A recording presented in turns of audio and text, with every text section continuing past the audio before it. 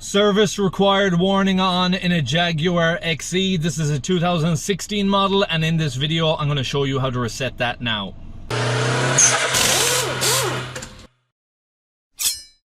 Okay, to reset this, it's a little bit strange one, but you're going to put the ignition on. You're going to want to have the passenger door and the bonnet open. So flick the ignition on.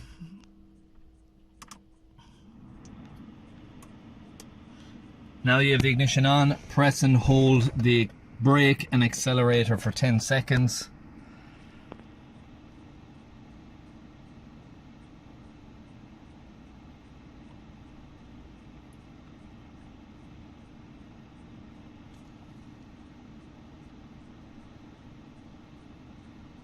Okay, release that, then I'll click out of it.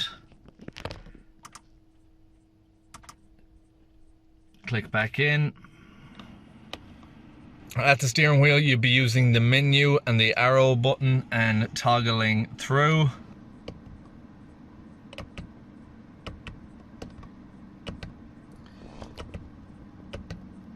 So we go back into vehicle information, click in there, next service.